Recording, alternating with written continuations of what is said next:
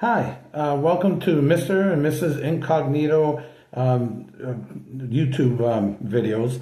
Mrs. Incognito is not going to be here today. When we started this our YouTube channel, we actually want to touch upon 55 plus homes, retirement issues, health issues, doing some food and product reviews.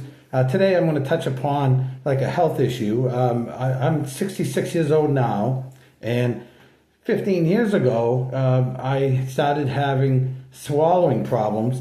So for 15 years I haven't had solid food whatsoever. I cannot chew solid food. I can't swallow solid food. 15 years ago, basically, you go to your primary care, doctor, and then, they think it might be like acid reflux, and they give you some medication. And then, of course, that didn't work. And then, they send you, to a nose, ear, and throat doctor, and, they do a couple of tests, and, that didn't work. And they thought originally my tongue, I wasn't pushing the food back into my esophagus. So they thought maybe if I did some tongue exercises that might help my swallowing issue, but that didn't work. So then they sent me to a GI doctor, and of course they have you do all kinds of tests. And one of the tests was I'm just looking at my notes. It's a manometry test. It's actually the tube. It's kind of like a It's a tube probably a couple of feet long. It's probably the size of my finger in circumference. And the tube has all kinds of sensors all around the tube. And then what they do is they actually insert the tube, and you're awake at the time. They insert the tube into your nose and down into your esophagus and into, passing your sphincter and below your esophagus, because they want to get into the stomach. And then they actually have you drink some liquid and eat different types of food like crackers and pieces of meat. And what the manometry tube does with the sensors, it actually senses any activity that your esophagus would normally have, which when you eat, your esophagus actually constricts. And when it constricts, it pushes the food down into your, past your sphincter into your stomach. And with my esophagus, it's not working whatsoever. So with the diagnosis, it's that I was diagnosed with ineffective esophagus motility, which means that my esophagus is not working at all. And so for the past 15 years, I cannot have, solid food. So generally, it's been a little difficult. You can imagine.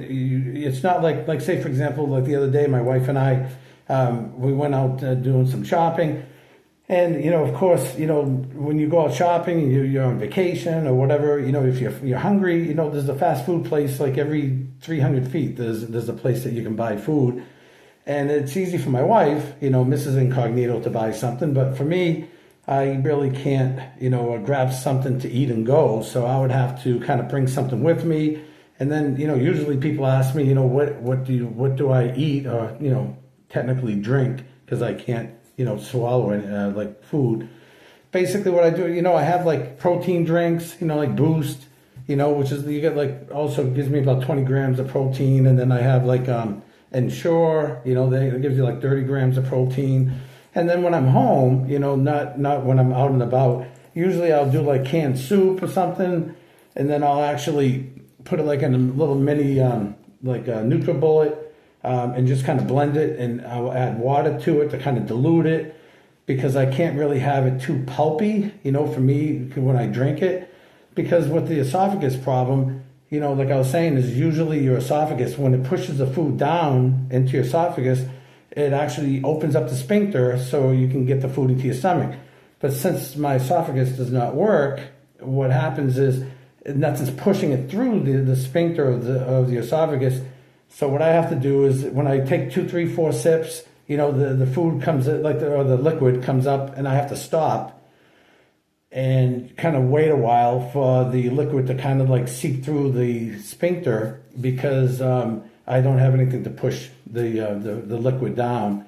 So basically I have to be really careful, because if I drink too much, what happens is it can back up into, my throat, and then I could actually, choke. So I have to kind of, be careful, how much I drink. And it kind of takes a little while to, get some liquid down. And like a lot of times in the morning, I would have like a yogurt, say like a individual yogurt. And sometimes the yogurts, they have like, little pieces of strawberry in there, or pieces of blueberry in there. What I'll do is back again, I'll get like a smaller container, and I'll put that in there, and I'll put some water in and kind of blend it up, just so I, can kind of like break down those little pieces of like blueberry or strawberry. And then I can kind of like sip that. So generally speaking, I mean, that's pretty much what I eat. Sometimes I can get like a can of orange, like orange, I can do, orange juice, I can drink that.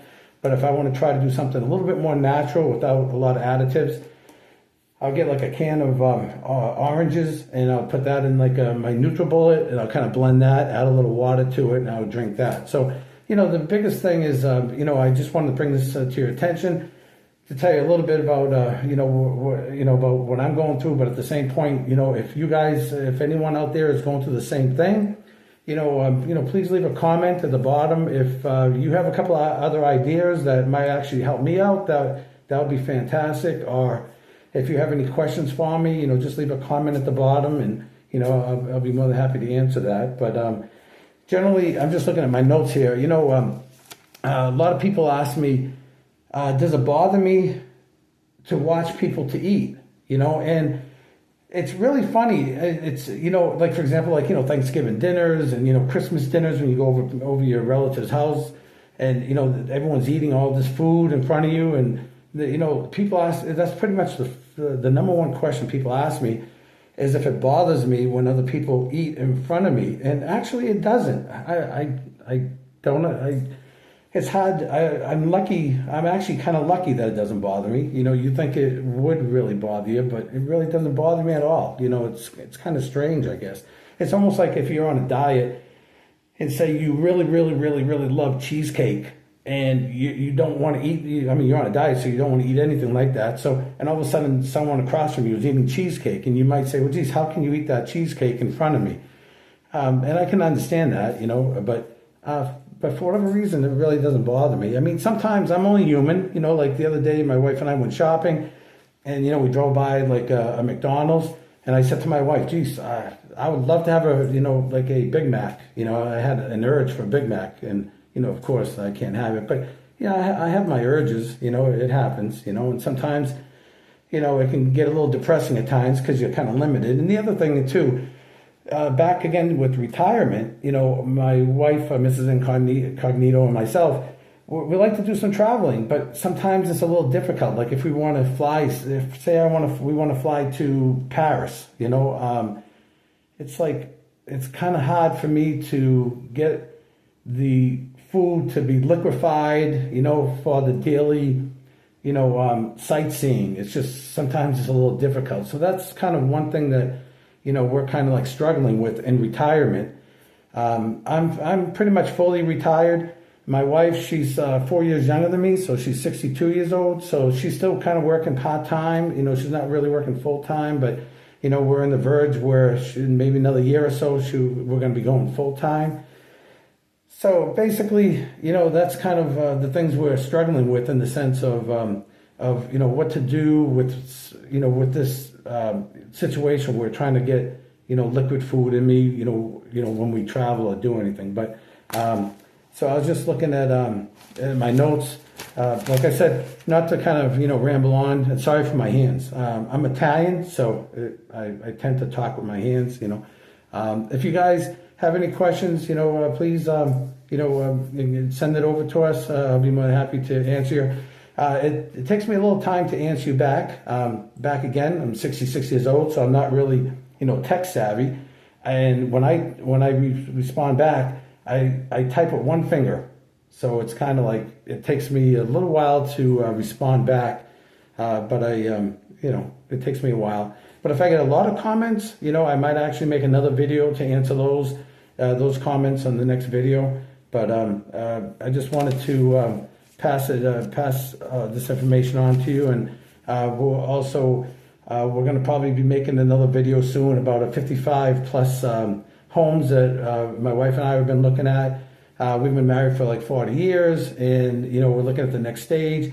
Right now we live in a 2,200 square foot home, and we're trying to downsize the past couple of weeks. I've been really busy, cleaning every section of the home and downsizing. We already made probably, I think we made about 7-8 trips to Goodwill, and I have like a Subaru Forester, and it was pretty much packed each time that we donated all the stuff to Goodwill. And plus, you always find things you have to, bring to the dump or something. But we're really, decluttering everything. And, I know a lot of people, that's a tough thing to do, especially when you start getting older. You just want to try to declutter. And that's something we might make another video on at a later date. But other than that, thank you guys for watching. And, I'll see you in the next video. Okay, thanks. Bye.